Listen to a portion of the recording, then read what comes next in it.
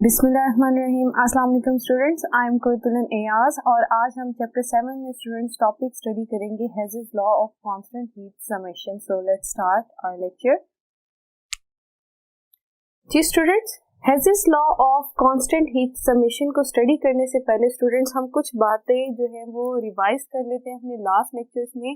कि हमने स्टूडेंट्स पढ़ा था कि हर रिएक्शन की जो एंथैल्पी ऑफ फॉर्मेशन होती है दैट इज स्पेसिफिक, ठीक है, अंडर स्टैंडर्ड कंडीशंस, और जब वो अपनी स्टैंडर्ड स्टेट्स में मौजूद हों तो रिएक्शन में जो एनर्जी चेंज आता है, एंथैल्पी चेंज आता है, दैट विल बी स्पेसिफिक,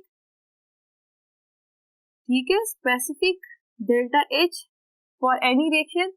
दूसरी बात स्टूडेंट्स, इस एंथैल्पी चेंज को मेजर करने के लिए हमने देखा था कि हम दो तरह की इंस्ट्रूमेंट्स या वेसल्स इस्तेमाल करते हैं, that was glass calorimeter and the second was bomb calorimeter। जी, बॉम्ब कैलोरीमीटर जो था वो स्पेसिफिक था for the measurement of delta H C, यानी enthalpy of combustion of a reaction. Students, जब साइंटिस्ट ने कुछ रिएक्शंस की जो एंथैल्पी चेंजेस कैलकुलेट की, तो साथ ही साथ उन्होंने ऐसे रिएक्शंस भी देखे जो एक तो सिंगल स्टेप में पॉसिबल नहीं थे, दूसरा उनकी ग्लास कैलोरीमीटर या बॉम्ब कैलोरीमीटर के जरिए जो है एंथैल्पी चेंज को कैलकुलेट करना पॉसिबल नहीं था। एग्जाम्पल से देखते हैं। Carbon when react with chlorine to form CCl4, ठीक है, कार्बन टेट्राक्लोराइड, ये हमारे पास एक रिएक्शन है। स्टूडेंट्स, इस रिएक्शन की सिंगल स्टेप में एंथैल्पी चेंज को कैलकुलेट करना पॉसिबल नहीं है थ्रू ग्लास कैलोरीमीटर, ठीक है। हम इस रिएक्शन की डायरेक्टली जो है एंथैल्पी चेंज कैलकुलेट नहीं कर सकते, क्योंकि ये रिएक्शन जो है ये सिंगल स्टेप में पॉसिबल नहीं होता।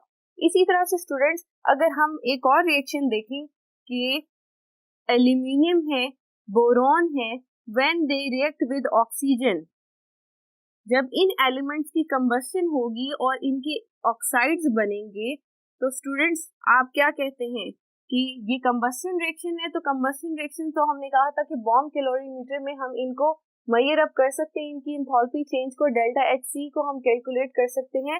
तो क्या इन रिएक्शंस की भी हम डेल्टा एच सी को कैलकुलेट कर सकते हैं? तो students answer is no. Delta H C जो है वो हम बॉम्ब कैलोरीमीटर से मेजर नहीं कर सकते। उसकी क्या वजह है कि स्टूडेंट्स, होता क्या है कि एल्यूमिनियम या बोरोन जब हम इन्हें as a fuel bomb calorimeter में लेते हैं और ये ऑक्सीजन के साथ रिएक्ट करके अपने रिस्पेक्टिव ऑक्साइड्स बनाते हैं, तो इन ऑक्साइड्स की एक लेयर जो होती है एलिमेंट के ऊपर डिपॉजिट हो जाती है। अगर ये जो सैंपल फ्यूल है दैट इज ऑफ एल्यूमिनियम, तो इसके ऊपर एल्यूमिनियम ऑक्साइड की एक layer as a protective layer जो है वो डिपॉजिट हो जाएगी, जिसकी वजह से फर्दर जो एल्यूमिनियम एलिमेंट है वो रिएक्ट नहीं कर सकता। तो इट्स मीन कि एल्यूमिनियम की बॉम्ब कैलोरीमीटर में कंप्लीट कंबस्शन नहीं होगी। स्टूडेंट्स, हम delta H C bomb calorimeter में किस तरह से मेजर करते थे? जब कंबस्शन जो है वो कंप्लीट हो जाती थी, फ्यूल जो था वो कंप्लीटली, सैंपल फ्यूल जो हम लेते थे, कोई भी एलिमेंट हो सकता है, वो जब कंप्लीटली ऑक्सीजन के साथ रिएक्ट करके ऑक्साइड्स में कन्वर्ट होता था, तो जो हीट इवॉल्व होती थी हम उसको कहते थे that is the enthalpy of combustion for this reaction.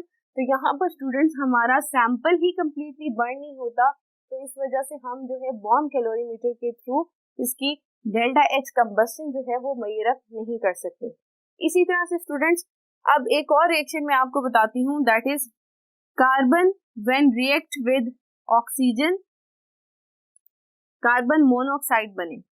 अब स्टूडेंट्स, इस रिएक्शन में भी हम डेल्टा एच फॉर्मेशन जो है कार्बन मोनोऑक्साइड की कैलकुलेट नहीं कर सकते डायरेक्टली। उसकी क्या वजह है कि स्टूडेंट्स, जब कार्बन ऑक्सीजन के साथ रिएक्ट करता है तो साथ कार्बन डाइऑक्साइड भी बनती है, तो इस वजह से डायरेक्ट जो है इसकी एंथैल्पी ऑफ फॉर्मेशन को कैलकुलेट करना जो है वो पॉसिबल नहीं है। तो स्टूडेंट्स, जब ये प्रॉब्लम साइंटिस्ट के सामने आई तो वो एक सोच में पड़ गए कि हम फिर इस तरह की रिएक्शंस की एंथैल्पी चेंजेस को कैसे कैलकुलेट कर सकते हैं। साइंटिस्ट ने फिर एक मेथड सोचा कि हम अगर डायरेक्टली इन जो रिएक्शंस हैं इनकी एंथैल्पी चेंज को कैलकुलेट नहीं कर सकते, तो उन्होंने इनडायरेक्ट रूट्स देखे कि इनडायरेक्ट वेज में कौन सा ऐसा मेथड है जिसमें कार्बन मोनोऑक्साइड हमें फर्दर मिल सकता है और उस रिएक्शन की एंथैल्पी ऑफ फॉर्मेशन जो है वो कैलकुलेट करना पॉसिबल क्या है या नहीं। 1840 में Russian chemist German Henry Hess, students इस साइंटिस्ट ने एक लॉ पेश किया जिसको हम कहते हैं हेज़िस लॉ, ठीक है, ये इसके नाम पे ही ये लॉ रखा गया। इसने ये लॉ उन रिएक्शंस की एंथैल्पी को कैलकुलेट करने के लिए पेश किया था जो कि डायरेक्टली पॉसिबल नहीं है उनकी एंथैल्पीज को कैलकुलेट करना थ्रू ग्लास कैलोरीमीटर और बॉम्ब कैलोरीमीटर। तो हम देखते हैं कि ये लॉ हमें क्या इंफॉर्मेशन देता है, हम इसको डिफाइन करते हैं। A chemical change that occurs through several different routes। वो आपसे कह रहा है कि एक केमिकल चेंज है, फॉर एग्जांपल हमने कहा है कि A जो है A reactant is converted into D, ये एक केमिकल चेंज आया है, ठीक है। अब उसने कहा ये केमिकल चेंज डिफरेंट रूट से आ सकता है, मतलब कि A जो है वो पहले B में कन्वर्ट होता, B जो है वो फर्दर C में कन्वर्ट होता और C जो है वो फर्दर D में कन्वर्ट होता, ठीक है।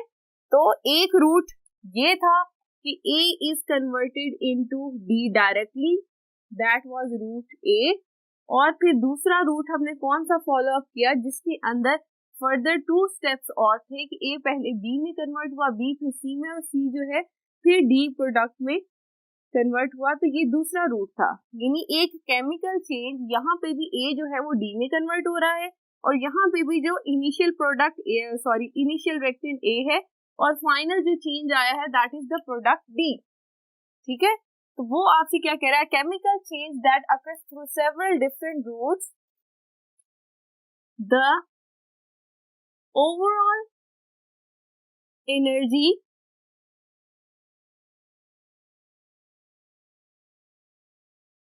change is same regardless of the route adopted for that change। और यहां पर कंडीशंस क्या हैं, provided that initial and final conditions are same। जी दोबारा से देखेंगे, ये सेकंड पार्ट हमें क्या कह रहा था, the overall energy change is same regardless of the route adopted for that change. वो कह रहे हैं कि overall energy change route A और रूट बी में दोनों में सेम होगा।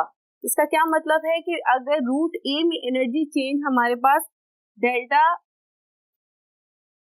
एच आता है और दूसरे रूट में क्योंकि यहाँ पर फर्दर स्टेप्स हैं तो डेल्टा एच वन एक एंथैल्पी चेंज आया, दूसरा enthalpy change delta H to आया और तीसरा एंथैल्पी चेंज क्या आया, डेल्टा एच थ्री आया। तो वो आपसे कह रहे हैं कि दोनों रूट्स में जो एनर्जी चेंज होगा वो इक्वल होगा। इट्स मीन कि delta H will be equal to second route के इससे delta H one plus delta H two plus delta H three, ठीक है। अब आप देख सकते हैं कि हमने रूट ए की अगर एनर्जी को देखा, ये रूट ए की एनर्जी थी या हीट थी दैट इज इवॉल्व, और ये रूट बी की एनर्जी थी या हीट थी that is evolve during that chemical change. तो दोनों क्या हैं, एक दूसरे के इक्वल हैं, that do not depends upon the path followed. तो स्टूडेंट्स हम इस लॉ से इस चीज को भी प्रूव कर सकते हैं कि enthalpy that is a state function.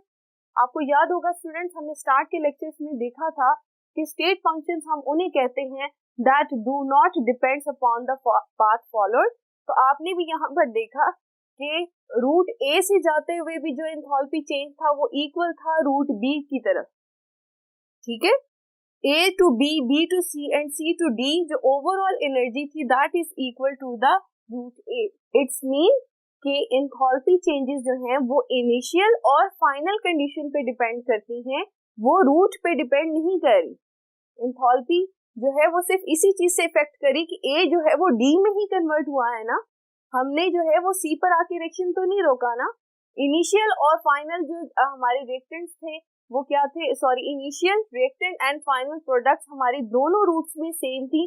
तो इट्स मीन के enthalpy that only depends upon the initial and final conditions that do not depends upon the path followed। तो इससे हम क्या कह सकते हैं, enthalpy is a state function, ठीक है। ये भी हेज़ेस लॉ से प्रूव हुआ। स्टूडेंट्स, दूसरी बात कि आप यहाँ पर देखेंगे एक पूरा एनर्जी साइकिल बना है। तो एनर्जी साइकिल में अगर हम तमाम एंथैल्पीज को एड अप करें, सम अप करें, तो उसका सम किसके इक्वल आता है, 0 के इक्वल आएगा।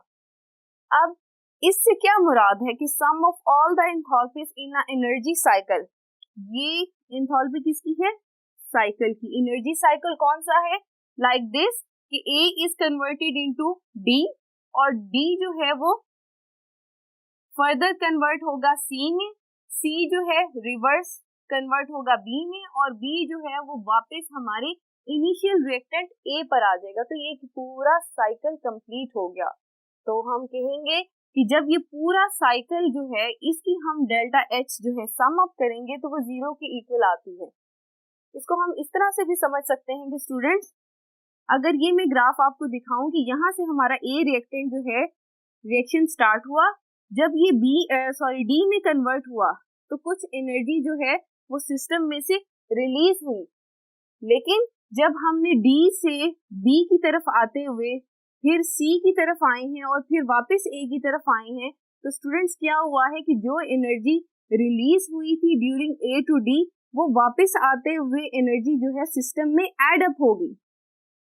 तो जितनी रिलीज हुई थी उतनी एड अप होगी, तो टोटल सम जो है हम उसी जो आप कह लेंगे टोटल जो एंथैल्पी चेंज था वो 0 हो गया कि हम जहां से स्टार्ट किया था वहीं पर वापस आ गए हैं। यहाँ पर जो एंथैल्पी चेंज था हम वापस उसी पॉइंट पे आ गए हैं। तो change in enthalpy that will be 0 in the case of energy cycle. ठीक है स्टूडेंट्स, अब इस सारे कॉन्सेप्ट को हम फर्दर एग्जांपल्स के साथ समझते हैं और देखते हैं कि हेज़ेस लॉ की ये इक्वेशन हम कैसे फॉलो अप कर सकते हैं। तो फर्स्ट हम एग्जांपल हम देखते हैं, formation of sodium carbonate. Sodium carbonate बनने के लिए हमारे पास क्या रिएक्शन आएगा, 2 moles of sodium hydroxide reacts with carbon dioxide to form sodium carbonate and water। ये ओके हो गया, ये सिंगल स्टेप रिएक्शन है। स्टूडेंट्स, अब हम अगर इसका एनर्जी साइकिल ड्रॉ करें, ठीक है, या एनर्जी ट्रायंगल ड्रॉ करें, तो क्या होगा, ये तो एक रूट हो गया, डायरेक्ट रूट हो गया। अब इनडायरेक्ट रूट देखते हैं कि यहाँ पर सोडियम हाइड्रोक्साइड जो है वो क्या करेगा, कार्बन डाइऑक्साइड के साथ रिएक्ट करेगा और बनाएगा सोडियम बाइकार्बोनेट, ठीक है, इस तरह से। और ये जो सोडियम बाइकार्बोनेट है ये फर्दर जो है सोडियम हाइड्रोक्साइड के साथ रिएक्ट करके क्या बना देगा, सोडियम कार्बोनेट एंड वाटर। तो इट्स मीन कि एक ये जो स्टेप था जिसमें सोडियम हाइड्रोक्साइड जिसने कार्बन डाइऑक्साइड के साथ रिएक्ट किया, सोडियम बाइकार्बोनेट बनाया, यहाँ पर जो एंथैल्पी चेंज आएगा डेल्टा H 1 होगा। और ये इस स्टेप में जहाँ सोडियम बाइकार्बोनेट सोडियम हाइड्रोक्साइड के साथ रिएक्ट कर रहा है ये डेल्टा H 2 होगा। और ये सिंगल स्टेप रिएक्शन है तो ये डेल्टा H होगा। तो यहाँ पर हमने देखना है कि हेज़ेस लॉ किस तरह से हमें बताता है कि enthalpy change that is independent of the path followed, यानी जितना एंथैल्पी चेंज डायरेक्ट स्टेप में होगा उतना ही एंथैल्पी चेंज ये सेवरल स्टेप्स को जब हम फॉलो अप करेंगे तो होगा। तो फर्स्ट स्टेप देखते हैं हमारे पास, first step that is sodium hydroxide reacts with carbon dioxide and it will form sodium bicarbonate. ठीक है स्टूडेंट्स, इस दौरान delta H1 is equal to -48.06। ठीक है, ये हमारे पास किलो जॉल इसका यूनिट होगा, ये एनर्जी आएगी। सेकेंड स्टेप हमारे पास क्या आता है? सेकेंड स्टेप, ये जो सोडियम बाइकार्बोनेट है that will react with another mole of sodium hydroxide and it will produce sodium carbonate plus water। इस रिएक्शन के दौरान जो स्टूडेंट्स हमारे पास एंथैल्पी चेंज आया that is delta H is equal to -41.02 kilo joule. ये energy change आया। और जो सिंगल स्टेप था इसकी एनर्जी चेंज की वैल्यू क्या थी? Delta H is equal to -89.08 kilo joule. ये एनर्जी थी सिंगल स्टेप की। अब हेजिस लॉ से हम देखते हैं कि कैसे प्रूव होता है कि दोनों साइड्स इक्वल होंगी। Delta H is equal to delta H1 plus delta H2। Values put करते हैं। डेल्टा H की वैल्यू क्या है? दैट इज -89.08 किलो जॉल और यहाँ पर डेल्टा H1 की वैल्यू क्या है? -48.06 और डेल्टा H2 की वैल्यू क्या है? -41.02। स्टूडेंट्स, जब हम इसे सॉल्व करेंगे तो हमारे पास फाइनल आंसर आएगा -89.08 that is equal to the enthalpy of formation in a single step reaction. तो आपने देखा कि ये दोनों साइड्स जो एंथैल्पी चेंज है वो इक्वल हो गया। यहाँ पर हेजिस लॉ है, हमने इसको प्रूव कर दिया। स्टूडेंट्स, इसी तरह से हेजिस लॉ हम इस तरह के रिएक्शंस के लिए भी इस्तेमाल कर सकते हैं। जो स्टार्ट में हमने एग्जांपल दी थी कि carbon when reacts with oxygen to form carbon monoxide, इस रिएक्शन की हम जो है एंथैल्पी ऑफ फॉर्मेशन जो है वो डायरेक्ट कैलकुलेट नहीं कर सकते, तो हम इनडायरेक्ट वे में देखेंगे कि किस तरह से हेजिस लॉ को यूज करते हुए हम उसकी एंथैल्पी चेंज जो है कैलकुलेट करेंगे।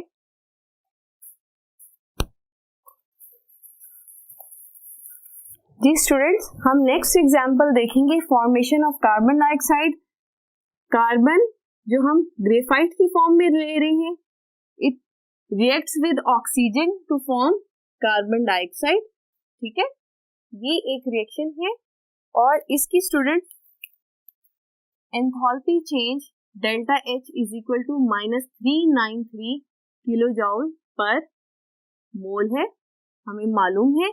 अब स्टूडेंट्स, यही चेंज जो है अगर हम डिफरेंट रूट से देखें तो कार्बन अगर हाफ ऑक्सीजन के साथ रिएक्ट करेगी तो क्या बनाएगी? कार्बन मोनोऑक्साइड बनाएगी। और ये कार्बन मोनोऑक्साइड जो है फर्दर हाफ ऑक्सीजन के साथ रिएक्ट करेगी तो क्या बना देगी? Carbon dioxide. ये एरो इसका इस तरफ जाएगा, लाइन हम थोड़ी सी स्ट्रेट कर लेते हैं। तो ये हमारा एनर्जी ट्रायंगल बन गया। स्टूडेंट्स, अब हमारा जो टारगेट है is to determine the enthalpy change for this reaction. ठीक है, ये हम डायरेक्ट मेथड से इस रिएक्शन की एंथैल्पी चेंज नहीं कैलकुलेट कर सकते। हमारे पास students carbon monoxide when reacts with oxygen and converted into carbon dioxide, इसकी भी एंथैल्पी चेंज की वैल्यू मौजूद है। ये क्या होगी? दैट इज डेल्टा H1 हो जाएगा, ये डेल्टा H2 हो जाएगा। ये फर्स्ट स्टेप था, ये सेकंड स्टेप था और ये सिंगल स्टेप था। तो स्टूडेंट्स, हम फर्स्ट स्टेप देख सकते हैं। Carbon reacts with half mole of oxygen to form carbon monoxide. इसकी डेल्टा H1 जो है हमें मालूम नहीं है, ये हमने निकालनी है। और सेकंड स्टेप क्या है? That is carbon monoxide reacts with half oxygen to form carbon dioxide. ये डेल्टा H2 हमें मालूम है, that is -283 kilo joule per मोल। तो स्टूडेंट्स, हम हेजिस लॉ को यूज करते हुए डेल्टा H1 कैलकुलेट कर सकते हैं। किस तरह से? Simple, delta H is equal to delta H1 plus delta H2। तो अगर हम रीअरेंज कर लें तो हमारे पास क्या आ जाएगा formula? Delta H1 is equal to delta H minus delta H2। Values put करते हैं। डेल्टा एच की वैल्यू क्या है, -393, और यहाँ पर हमारे पास डेल्टा एच 2 की वैल्यू क्या है, -283, और जब हम इसको सॉल्व करेंगे तो हमारे पास फाइनल वैल्यू आएगी -110 किलो जाउल पर मोल।